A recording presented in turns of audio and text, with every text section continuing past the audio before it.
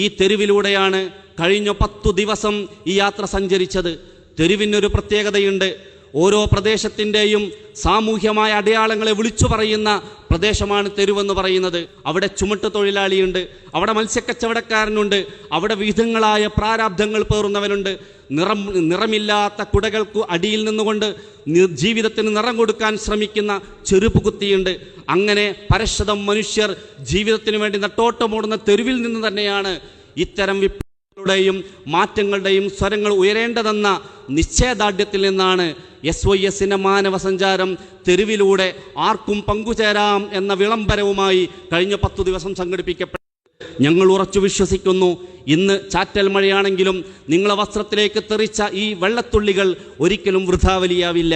കണ്ണൂരിലും കോഴിക്കോട്ടും കാസർകോട്ടും ഉച്ചവെയിലിൻ്റെ തീക്ഷ്ണതയിൽ അനുഭവിച്ച വിയർപ്പ് കണങ്ങൾ ഒരിക്കലും വൃഥാവലിയാവില്ല. നാം ഒന്നിച്ചു നിൽക്കുക.